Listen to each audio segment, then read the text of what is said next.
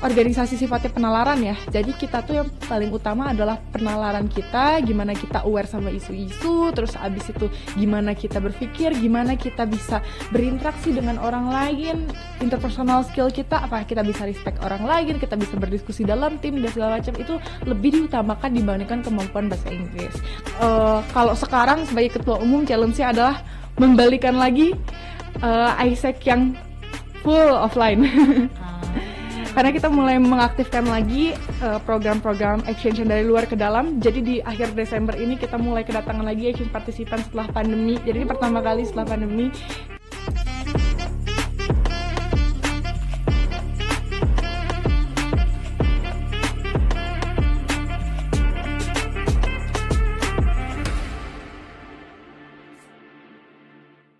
Ya, halo teman-teman, welcome back to podcast Let's Talk. Hari ini kita bakal ngobrol sama salah satu mahasiswa UB yang merupakan anggota dari unit kegiatan mahasiswa. Dan UKM ini mungkin beberapa sudah familiar, tapi ada juga yang belum tahu. Dan banyak yang bilang kalau ikut UKM ini agak sulit nih karena harus pandai berbahasa Inggris. Wah, apakah seperti itu? Dan sebenarnya seseru apa sih program-program yang ada di UKM tersebut, yaitu UKM ISEC. Kita ngobrol langsung bersama dengan Presiden ISEC Universitas Brawijaya, Abigail Kartika. Halo. Halo. Gimana kabarnya hari ini? Baik, luar biasa. Oke, mantap banget.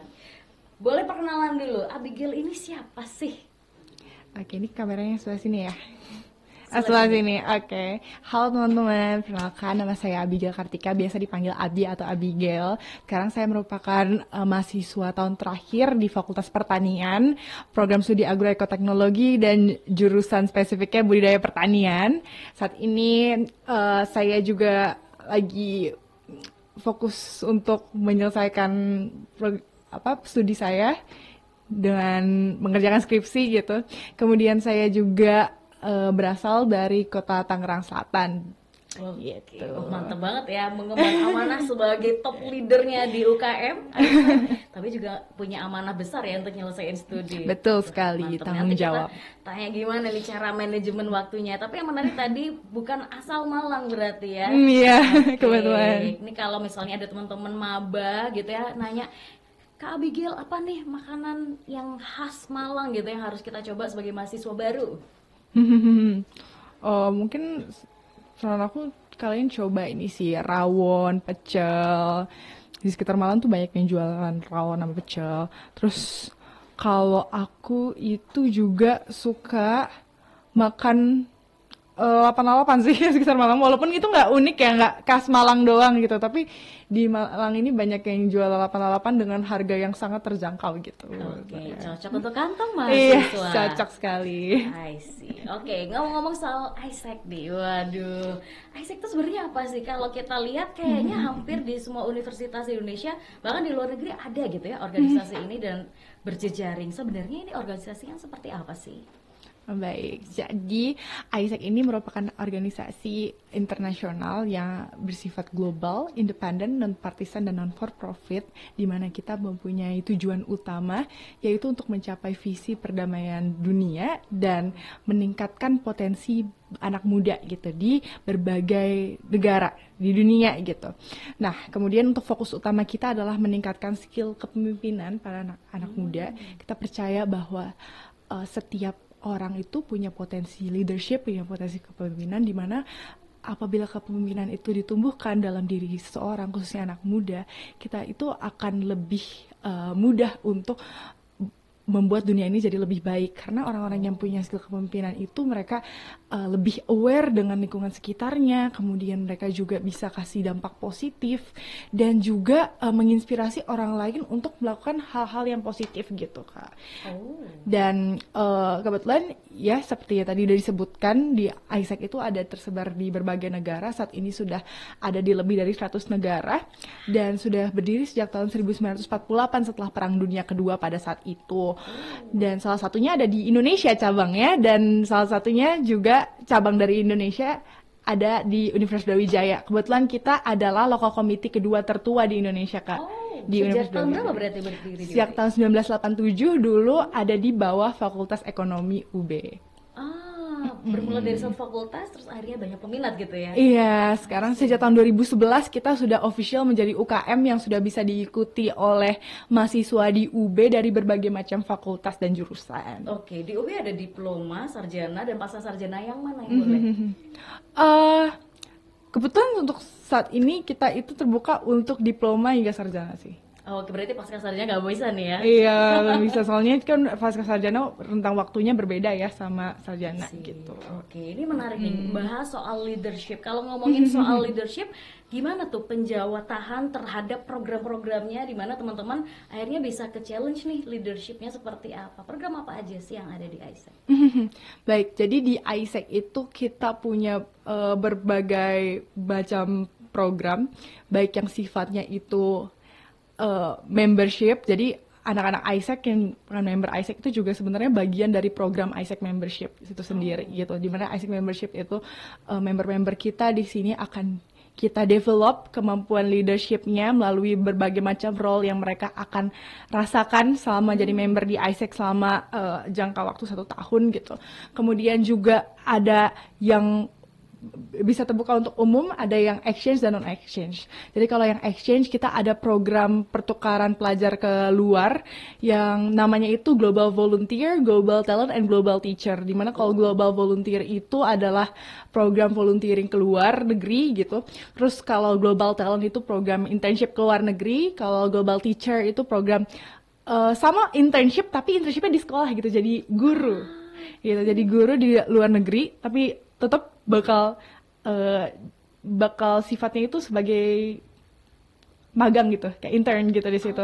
Intern teacher. Dan biasanya untuk yang program internship ke luar negeri ini, Global Talent dan Global Teacher ini bakal dapat salary sih Kak. Oh wow. Gitu. Kalau misalnya yang volunteering itu nggak dapat salary tapi dapat kesempatan volunteering luar negeri dan proyek itu berfokus pada Sustainable Development Goals, di mana itu adalah program Sustainable Development Goals, program dunia berkelanjutan gitu, di mana ada 17 visi dan project-project di ISEC itu biasanya revert to that kind of Sustainable Development Goals point gitu. Nah habis itu kita juga ada program yang sifatnya non-exchange gitu. Kalau di ISEC Universitas Brawijaya sendiri, kita punya program pertama namanya ISEC Future Leaders. Jadi ini adalah program skill development program selama 3 bulan untuk anak-anak muda. Ini gak cuma terbuka buat anak UB doang, tapi anak-anak sekitar UB juga boleh ikutan. Anak SMA tahun terakhir SMA itu juga jadi peserta ISEC Future Leaders.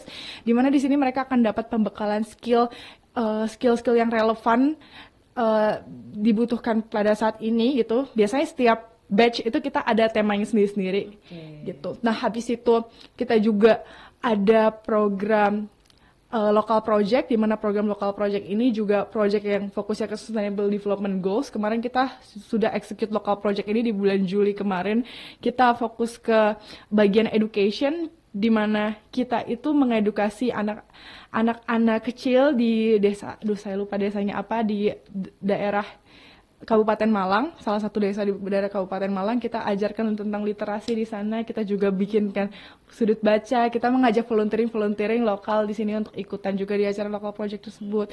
Terus selain itu ada juga program namanya Youth Today, di mana Youth Today itu adalah seminar kita menghadirkan pembicara-pembicara yang ahli di bidangnya. Kebetulan kemarin kita melaksanakan Youth Today di bulan Juni tentang investment gitu. Jadi yang pembicaranya itu yang sudah cukup ahli di bidangnya dan bisa memberikan insight sebenarnya apa sih yang perlu dipertimbangkan ketika sekarang anak muda kan udah mulai tertarik ya sama investment itu tuh pola pikirnya seperti apa gitu. Nah kita hadirkan speaker yang ahli di bidangnya gitu Kak. Jadi ada berbagai macam program yang bisa diikutin gitu. Wow, seru banget ya. Ini baru spill sedikit soal program, belum kita ngomong sampai akar-akarnya. Tapi tadi ada sesuatu yang menarik. Ada membership dan juga non-membership. Nah ini gimana sih persyaratan untuk bisa menjadi membernya ISEC dan benar-benar dapat experience yang tadi kata kamu 1 tahun gitu ya? Iya, nah betul. Itu gimana tuh persyaratannya? Oke, jadi kalau di ISEC itu kita ada open recruitment, di mana open recruitment yang besar-besar itu kita adakan setiap tahunnya. Biasanya itu setelah penerimaan mahasiswa baru berapa minggu setelahnya kita tuh biasanya open, atau waktu pas hari pertama maba masuk itu biasanya kita juga udah mulai open gitu. Nah, untuk rekrutmennya sendiri itu terbuka untuk mahasiswa Universitas Brawijaya tahun pertama dan tahun kedua. Kemudian juga ada rangkaian seleksi yang diikuti oleh mereka gitu.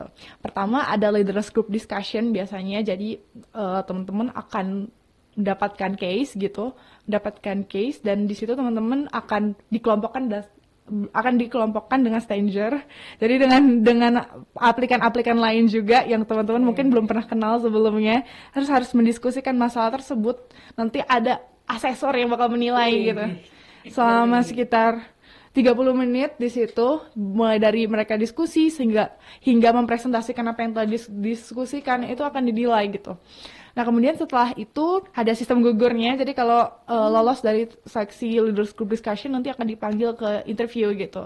Akan diproses ke interview. Dan setelah interview baru teman-teman yang lolos interview sudah official jadi misalnya staf magangnya Isaac gitu lah ya. Jadi new member, kita sebutnya newbie gitu. Nanti di newbie itu ada beberapa challenge yang perlu dilakukan untuk nantinya bisa jadi benar-benar member tetap dari Isaac gitu. Kalau di kantoran tuh ada probationnya dulu. Iya, ada probationnya. Bisa melewati gitu ya.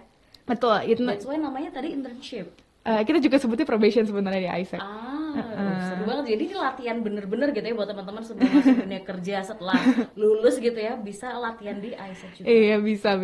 Wow, seru banget. Nanti kalau sudah jadi member, apakah akan bebas memilih role yang berbeda-beda? Karena tadi kan sempat diceritakan banyak banget gitu ya programnya, berarti akan ada tuh yang bahasanya jadi external relation, maybe business development apa segala macam. Itu mereka akan milih sendiri atau akan dicocokkan oleh si asesor tadi yang ngelihat dari hasil seleksinya? Dua-duanya sih sebenarnya. Jadi ketika interview proses itu biasanya mereka akan ditanya nih, kira-kira kamu tuh lebih interest kemana sih? Kan sebelumnya kita udah jelasin gitu. Jadi sebelum LGD kita juga udah jelasin departemennya kita fokus ke apa-apa aja. Terus waktu pas interview ditanya kamu kayak interest ya itu di bidang apa. Terus kita juga ngelihat selain interest juga lihat potensi sih. Kayak misalnya ternyata dia tuh interest banget ke bagian exchange, tapi kita lihat potensi dia gede nih misalnya di bagian telemanagement gitu. Bisa aja dia dialokasi gitu. Tapi nanti bakal kita konfirmasi juga kok kamu bersedia nggak kalau misalnya diallocate ke function lain gitu. Gitu. Nah, nanti dari talent management kita yang ngurus bagian SDM lah ya, sumber daya manusia kalau di Isaac namanya talent management, dia yang bakal mengalokasikan lah dari kandidat-kandidat yang lolos dari tahap interview ini nanti masuk ke departemen mana. Nah, nanti di per departemen ketika mereka udah masuk nih ke departemen itu nanti juga ada bakal ditanya nih sama kepala departemennya, kira-kira kamu tuh skillnya di mana, terus kayak kamu mau ngembangin skill apa, nanti bakal ada divisi-divisi di mana mereka akan dialokasikan lagi gitu di dalamnya. Gitu, jadi kurang lebih seperti itu gitu ya, sampai sesuai potensinya. Kemudian apakah si individu tersebut akan selamanya, maksudnya selama 1 tahun itu di divisi yang sama, atau boleh nih misalnya tuker, cobain yang lain dan lain sebagainya, atau seperti apa sih kebijakannya? Oke, jadi kalau misalnya itu ya, kalau misalnya teman-teman baru masuk di rekrutmen tadi di bulan September Oktober, kebetulan Isaac itu masa kepengurusannya kan dari bulan Februari sampai akhir Januari gitu ya. Nah, nanti dia itu akan di role yang sama sampai akhir Januari itu, sampai masa kepengurusan itu selesai. Nah, nanti boleh banget tuh teman-teman kalau misalnya mau lanjut dan pindah divisi itu nanti ketika isi membership survey lagi, atau mungkin nanti tergantung kebijakan masa kepengurusannya itu sih bakal ada interview atau enggak gitu. Kalau misalnya dia bakal ada interview, nanti di interview itu bakal ditanya mau pindah kemana, preferensi pertama, kedua, ketiga. Karena kita kan juga mau merata ya, nggak ada satu departemen yang kosong, satu departemen penuh gitu. Ya, nanti kita bakal consider lagi kira-kira berapa orang di sini dan dia bakal masuk mana dan segala macam. Nah, nanti kalau udah di Februari itu biasanya dia akan ada di role yang sama selama 1 tahun sampai Januari tahun depannya gitu, sama 1 tahun. Sih, mulai probation sampai mature banget udah jago gitu ya selama setahun. Kebetulan saya juga salah satu contoh yang pindah-pindah departemen sih. Jadi saya udah dari 2019 kan. Waktu pas maba join 2019 bulan September. Nah itu saya di departemen pertama di bagian exchange gitu, di bagian exchange yang dari luar ke dalam. Nah habis itu waktu pas bulan Februari itu saya juga pindah gitu ke departemen lain, di mana departemen exchange juga, tapi yang dari dalam keluar. Karena waktu itu saya interest untuk tahu gimana sih proses kalau mau keluar negeri itu, terus seleksinya kayak gimana dan segala macamnya gitu. Jadi saya pengen banget pindah tim dan pengen belajar lebih banyak. Terus tahun depannya lagi saya ke bagian yang SDM itu, yang talent management tadi. Dan itu saya naik pangkat jadi tim leader. Jadi kalau di ISEC tuh ada tahap-tahapnya gitu, ada team member, team leader, vice president itu kayak ketua departemen, sama local committee president tuh ketua umum ya kan. Ada tahap-tahap itu, dan semakin tinggi tahapnya semakin besar challenge-nya, dan semakin banyak yang dipimpin juga gitu. Lebih kayak gitu. Nah ya udah sih, sekarang pindah-pindah. Terus kebetulan di nasional aku juga sempat di bagian external relations juga gitu. Jadi kayak nyobain beberapa ini supaya aku mengenal gitu sebenarnya potensi aku di mana, kelemahan aku di mana gitu. Jadi dari situ aku belajar banyak sih.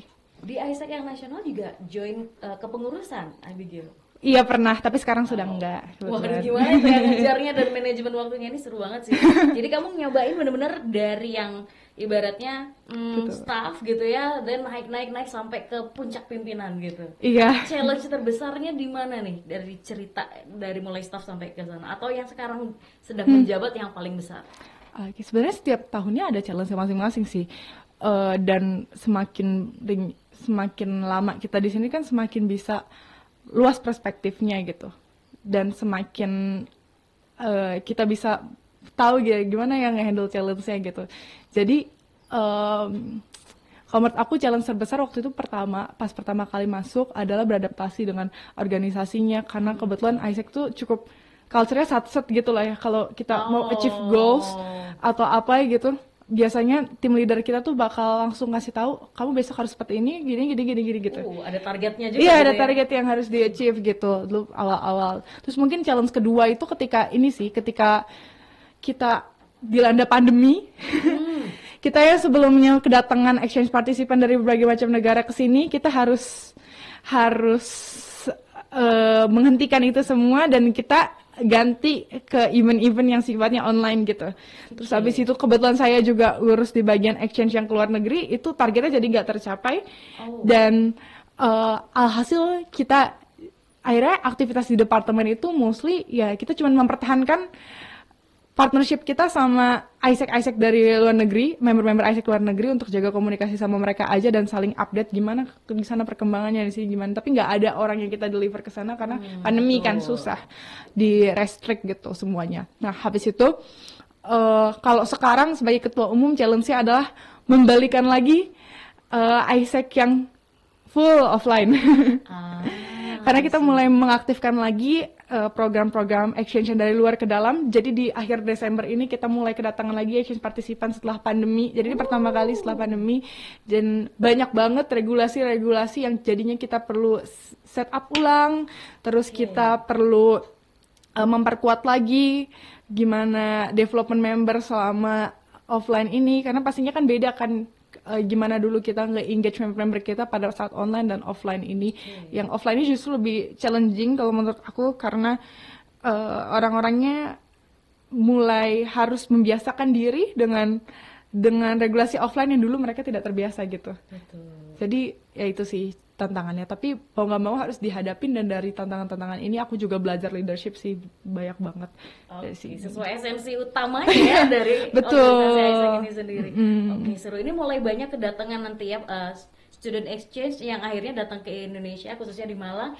Dulu tuh ada banyak teman-teman juga yang bukan non-member dari ISEC boleh jadi kayak rumah singgah gitu ya buat Host family ya. Ya, itu kayak gimana tuh? Ada mungkin persyaratannya, mungkin teman-teman yang di sini Oh, belum nih jadi member, tapi pengen nih rumahku kebetulan ada kamar kosong apa segala macam, bisa nggak tuh apply? Boleh banget, kebetulan kita sekarang juga masih membuka host family registration. Teman-teman bisa cek di Instagram kita di ISEC Brawijaya, di mana host family ini akan jadi rumah yang akan nge-welcome exchange partisipan dari berbagai macam negara. Kita kebetulan nanti akan kedatangan dari Vietnam, India, Mesir, terus juga ada dari Korea. Misalnya teman-teman mau merasakan gimana rasanya punya keluarga bule gitu di rumahnya ya, makan malam sama bule, ngobrol-ngobrol, sharing budaya dan segala macam. Boleh banget teman-teman ajak keluarganya untuk mendaftarkan diri di host family kita. Ada link registrasinya dan juga bookletnya yang udah kita sediakan. Teman-teman bisa lihat linknya di ISEC Brawijaya. Kemudian nanti dari tim kita akan survei gitu lebih lanjut. Yang penting persyaratannya ada single bed, ada tempat tidur dan kamar khusus nantinya yang bisa ditempatkan oleh exchange partisipan tersebut. Kalau bisa sih jangan yang ramean gitu lah, ada satu kamar khusus, terus habis itu juga ada akses air bersih dan ada akses air bersih dan electricity sih, listrik itu betul, penting banget. Buat ngecas. Iya, buat macam ya kan. Betul, itu aja sih syaratnya. Nanti bisa cek aja di ISEC Brawijaya. Seru nih. Ini karena sambil mungkin yang pingin anaknya belajar bahasa Inggris iya, langsung betul, gitu kan. banget bisa. Karena sekarang belajar bahasa Inggris di sekolah sama aplikasinya di dunia nyata kalau nggak dipakai di daily conversation ternyata susah juga gitu ya. Jadi salah satu cara siapa tahu gitu ya. Habis kedatangan bule di rumahnya tiba-tiba lancar gitu. Iya, juga tahu ya. Iya, ayo coba lah. Nah, ini ngomong-ngomong soal bahasa Inggris sendiri, apakah setiap applicants yang akan apply itu harus banget gitu ya lancar berbahasa Inggris? Melihat dari kalau postingannya ISEC semua berbahasa Inggris, kemudian apakah semua tahap-tahap untuk seleksi juga menggunakan bahasa Inggris? Nah, ini pertanyaan sejuta umat yang menjadi ketakutan utama pastinya. Ya, sering banget sih saya juga dengar kalau misalnya ISEC itu mungkin stigmanya ya organisasi bahasa Inggris ya. Sebenarnya kita tuh bukan forum bahasa Inggris gitu. Mungkin kita memang karena kita organisasi internasional, jadi beberapa regulasi kita bahasa Inggris dan kita kedatangan exchange partisipan yang bahasa umumnya yang digunakan bahasa Inggris gitu untuk komunikasi sama mereka gitu. Tapi sebenarnya kita itu yang penting itu adalah kemampuan basic bahasa Inggris aja sih. Kita paham, bisa menangkap informasi bahasa Inggris tuh seperti apa, dan kita itu bisa menyampaikan, nggak harus yang perfect banget kayak grammarnya harus benar, excellence banget. Karena saya pun dulu juga nggak lancar sih bahasa Inggris. Justru join ISEC karena mau mengasah bahasa Inggris dan juga mau mengaplikasikan gitu loh bahasa Inggris. Misalnya saya nanti ketemu exchange partisipan dan beneran ketika join ditempatinnya di bagian yang ngurus project yang kedatangan orang-orang asing, mau nggak mau harus ngomong bahasa Inggris gitu sama mereka gitu. Nah, begitu juga dengan member lainnya. Justru mostly dari mereka itu masuk ISEC juga salah satunya ingin mengasah bahasa Inggris. Urusan kita itu harus excellence atau enggak, itu enggak. Karena kita organisasi sifatnya penalaran ya. Jadi kita tuh yang paling utama adalah penalaran kita, gimana kita aware sama isu-isu, terus abis itu gimana kita berpikir, gimana kita bisa berinteraksi dengan orang lain, interpersonal skill kita, apa kita bisa respect orang lain, kita bisa berdiskusi dalam tim dan segala macam, itu lebih diutamakan dibandingkan kemampuan bahasa Inggris. Karena kita sehari-harinya kita meeting biasa yang nggak formal-formal banget, itu biasa kita pakai bahasa Indonesia kok. Paling kalau meeting kayak election, pemilihan presiden misalnya, pemilihan ketua departemen, ada namanya confidence vote, ya itu ada pakai bahasa Inggrisnya. Terus kalau misalnya rapat yang sifatnya formal kayak perubahan ADART gitu misalnya, ya kayak gitu-gitu itu bahasa Inggris karena memang kita regulasi culture-nya dari ISEC Internasional itu bahasa universal, bahasa Inggris gitu. Tapi kalau misalnya sehari-hari kita ngobrol sama tim leader kita, ngobrol sama teammates kita, terus kita main-main engagement day biasanya sama teman-teman se-ISEC tuh biasanya pakai bahasa Indonesia kok kita. I see. Jadi yang khawatir gitu ya, Ya. bisa sudah terjawab ya untuk next year. Masih ada waktu gitu ya, misalnya mau daftar next year. Ini masih ada lah Masih berapa ada. bulan untuk at least daily conversationnya lancar. Nanti soal grammar apa segala macam nyusul. Karena udah sering Iya. ketemu dengan temen, akhirnya bisa kebantu harusnya ya bahasa Inggrisnya. Iya sih bener, bahkan dulu saya itu termasuk yang parah banget bahasa Inggrisnya pas SMA. Saya juga apa ya, paling sering remedial bahasa Inggris lah makanya dulu, makanya saya juga insecure sebenarnya waktu pas join Isaac, tapi kan buktinya saya masuk. Oke. Gitu. Ada potensi lain yang kita lihat gitu di samping dari ahli bahasa Inggris. Menurut kita kayak karena kita banyak kerjasama dalam tim ya di dalam ISEC ini, kemampuan bekerja sama dalam tim, kemampuan kita itu berkomunikasi dengan jelas dengan orang lain itu lebih penting daripada kemampuan bahasa Inggris gitu. Dan ini konteksnya komunikasi bahasa Indonesia ya, itu lebih apa ya, lebih dilihat lah dibandingkan skill bahasa Inggris yang gimana banget. Kayak kita juga ngeliat TOEFL atau apa segala macam gitu. Oke, ngomongin tadi sempat ada kebahas sedikit soal stigma dan juga culture gitu ya. Iya. Banyak juga yang bilang, wah karena ini organisasi internasional pakai bahasa Inggris apa segala macam, dibilang UKM mahal gitu ya. Dan UKM agak mahal. hedon, kayak kalau meeting nggak bisa nih cuman di gazebo, harus ke cafe. Nah ini gimana nih Aduh. menjawab stigma yang seperti ini? Oke. Jujur kita bahkan waktu pas masa application ya, masa leaders group discussion, interview segala macam, kita tuh nggak tahu background setiap orang gitu lah, dan kita tuh bener-bener assessment kita nggak ada dari itu gitu, nggak ada dari gimana Uang saku kamu berapa uang gitu? saku nggak ada gitu. Bahkan karena kita mostly anak-anak kosan kan, anak-anak kos-kosan, anak rantau, kita juga kalau biasanya akhir bulan gitu kita biasanya meeting juga menyesuaikan budget kok gitu. Kayak itu kesepakatan tim aja sih mau meeting di mana, terus abis itu nyamannya gimana, itu benar-benar kesepakatan tim masing-masing, dan kita nggak apa ya, kita nggak memaksa orang untuk misalnya meeting di cafe yang gimana gitu, itu enggak gitu ya, karena di sini yang paling kita tekankan adalah development yang ada dari masing-masing membernya, gimana mereka itu bisa belajar dari activity-activity yang diberikan di masing-masing functional, terus gimana mereka bisa innovate something. Jadi pengalamannya itu sih yang kita lihat, kita nggak ngelihat ke apa harta atau mungkin uang saku yang mereka punya gitu. Jadi kalau dibilang UKM mahal, kalau misalnya mungkin kelihatannya begitu gitu, kalau menurut aku sebagai presiden dan udah jabat sampai sini, aku ngerasa enggak sih, karena at the end kita itu open, kita really diverse di local committee kita aja tuh kayak banyak banget macam-macam backgroundnya, dan kita kayak nggak sejenis gitu lah yang di dalam situ. Terus habis itu kita juga saling mengerti gitu kondisi personal satu sama lain.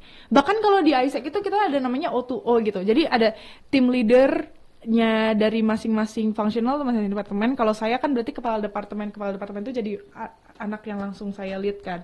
Itu tuh kita ada O2O rutin di mana kita itu menanyakan gimana development dia selama ini, apa keluh kesah yang mau kamu sampaikan, ada feedback apa yang mau disampaikan, kita saling feedback di situ gitu. Kalau misalnya ada keluh kesah yang misalnya soal itu ya, soal kayaknya ISEC terlalu mahal gitu atau segala macam, itu juga bisa disampaikan dan bisa dicarikan solusinya bareng-bareng gitu. Karena at the end balik lagi kita nekannya di sini adalah leadership, how we lead others, how we influence good positive vibes gitu ke orang lain. Jadi kayak